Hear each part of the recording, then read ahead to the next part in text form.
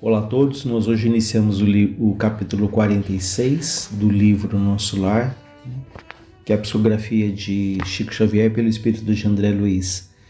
E no capítulo anterior nós vimos a visita de André Luiz ali ao campo da música, a importância que a música tem ali em nosso lar, como eles se reúnem, como eles apreciam, como eles absorvem ali as vibrações da música, não é? E agora nós vamos então ver o capítulo que se chama Sacrifício de Mulher. Então vamos lá. Um ano se passou em trabalhos construtivos com imensa alegria para mim. Aprender a ser útil, encontrava o prazer do serviço, experimentando crescente júbilo e confiança. Vejam, depois que ele começa ali o trabalho nas câmaras de retificação, já se passou um ano, né?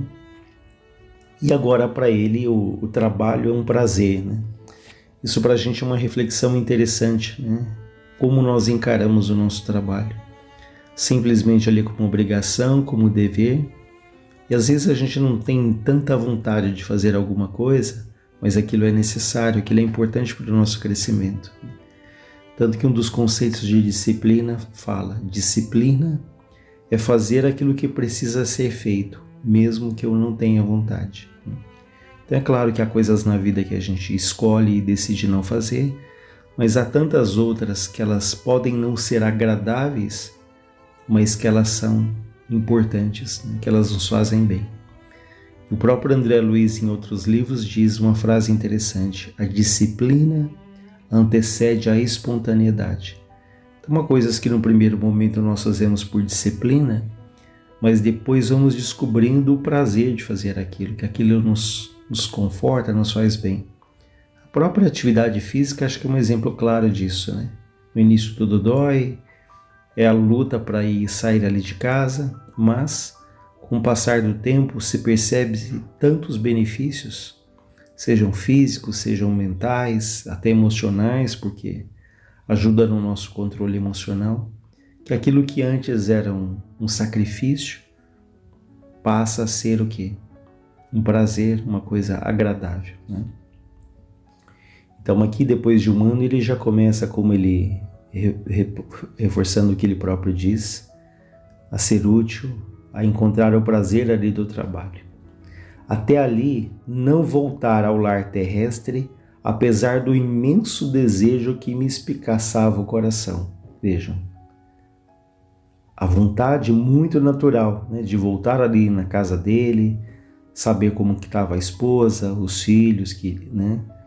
Então, mas até então ele não tinha voltado. Às vezes eu intentava pedir concessões nesse particular, mas alguma coisa me tolhia. Olha que interessante esse ponto. Que às vezes ele pensava: poxa, eu vou pedir autorização para voltar para a Terra.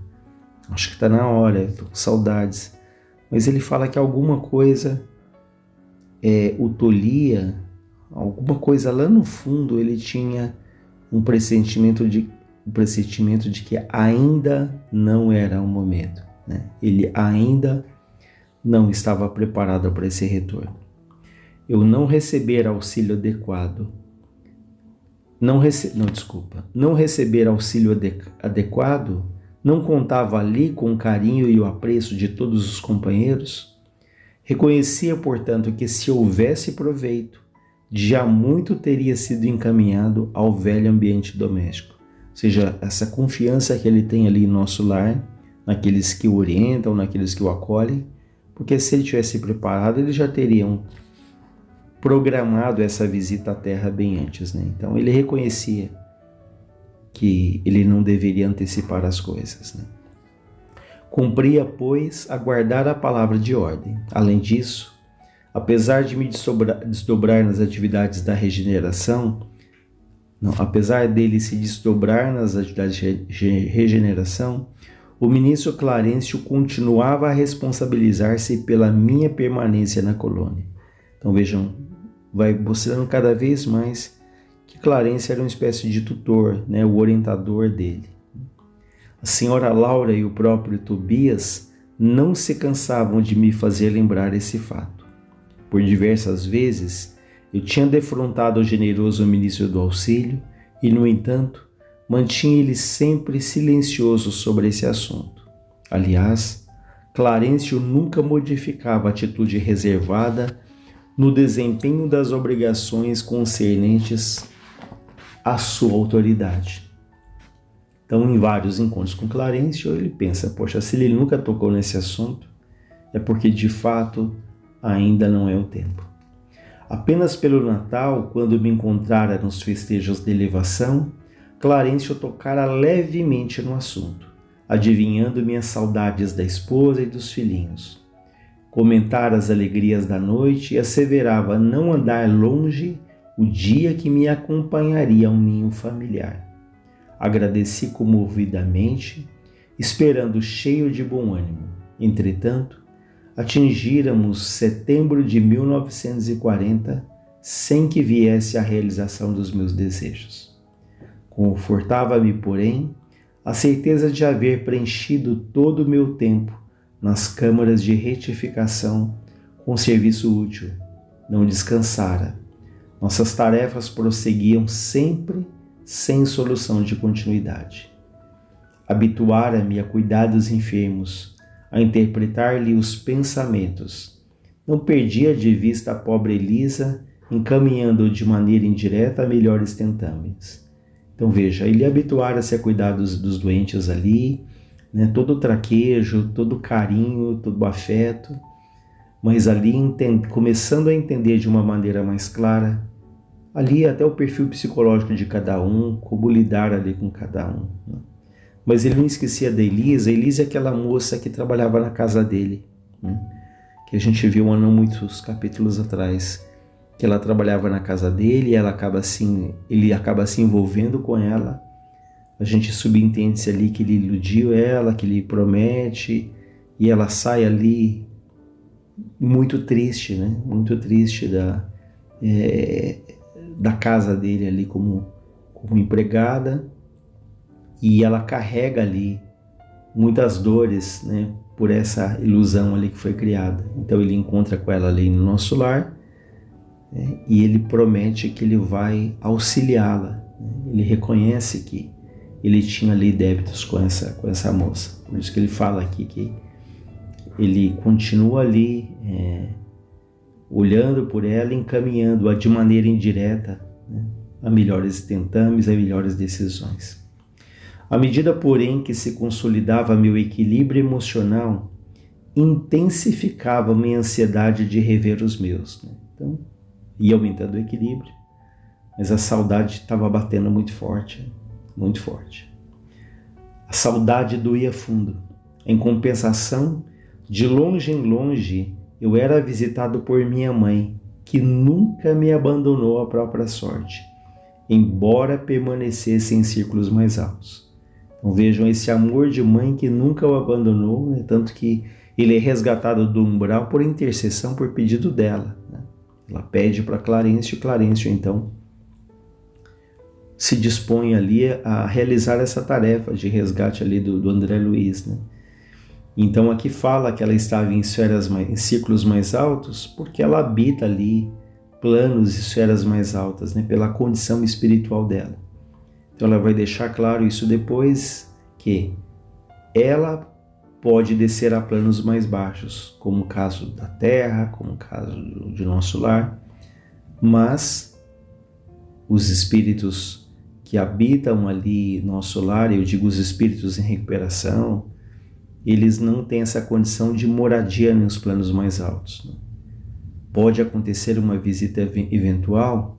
André Luiz fez isso, né? No desdobramento ele vai ali até a mãe, mas isso não é comum, foi uma coisa ali rápida, né? Mas então, pela condição dela, ela pode descer a planos mais baixos, é o que ela faz constantemente, visitando ali o André Luiz em nosso lar. E ele diz em relação à mãe: a última vez que nos avistáramos, ela me disse que desejava cientificar-me de novos projetos. Aquela atitude maternal de suave conformação nos sofrimentos morais que lhe feriu a alma sensível comovera-me profundamente. Que novas decisões ela teria tomado? Intrigado, esperei-lhe a visita, ansioso para conhecer os novos planos. Com efeito, nos primeiros dias de setembro de 1940, minha mãe veio às câmeras, e depois as câmeras ali de retificação, né, que é onde o André Luiz ele trabalhava. Então ela veio às câmeras de retificação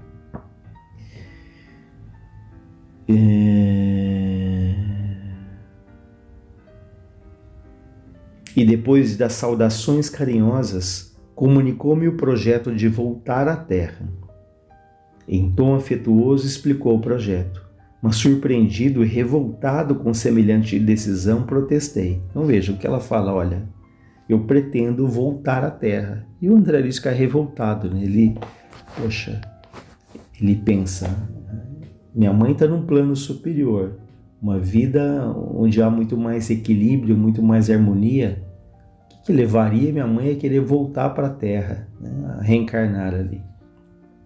E ele fala firmemente, não concordo. Voltar a senhora carne, por que internar-se de novo no caminho escuro, sem necessidade imediata? Mostrando nobre expressão de serenidade, minha mãe ponderou. Não consideras a angustiosa condição de teu pai, meu filho? Há muitos anos trabalho para reerguê-lo e meus esforços têm sido improfícuos, né? Não tem tido ali o resultado. Laerte é hoje um cético de coração envenenado. Eu não poderia persistir em semelhante posição sob pena de mergulhar em abismos mais fundos.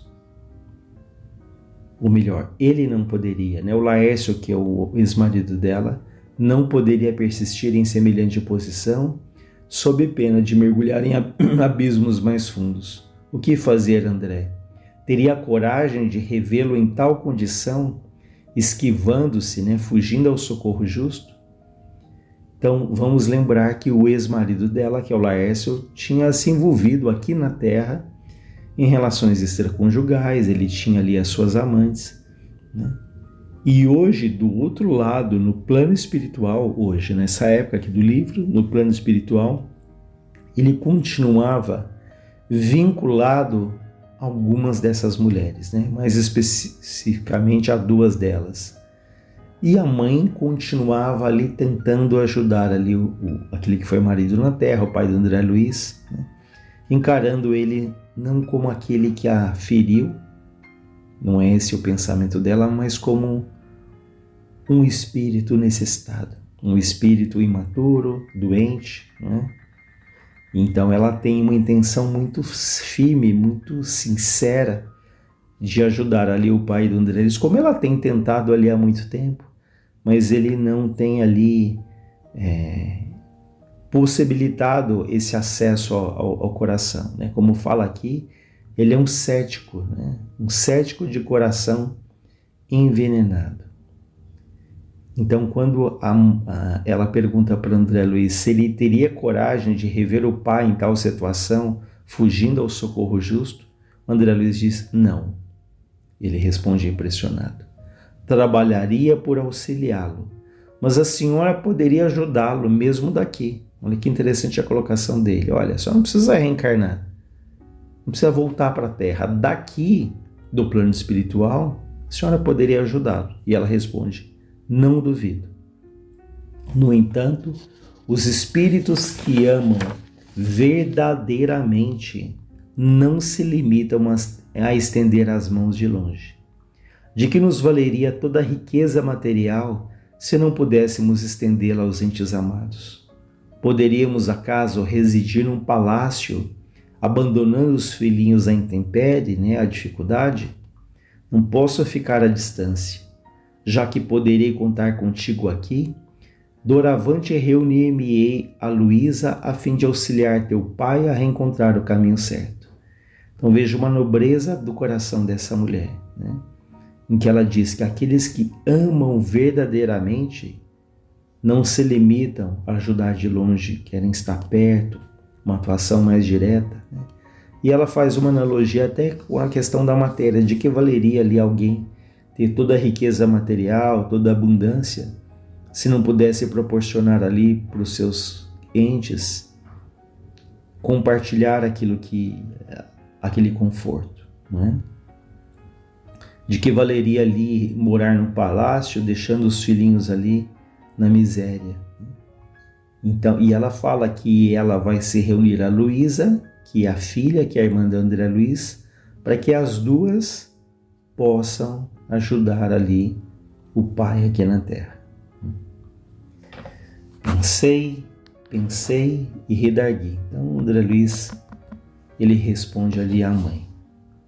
Vamos deixar então a resposta dele para o próximo capítulo, desse capítulo que é muito rico, que fala dessa dedicação, né, dessa mulher aqui, que encara o pai não como aquele que a machucou, encara as amantes não como uma rival do passado. A gente vai perceber claramente o que é o pensamento desse espírito, que é a mãe, que é um espírito bondoso, amado, né, que já conquistou essa condição. Mas nós continuamos na próxima semana. Que Deus nos ampare, nos fortaleça.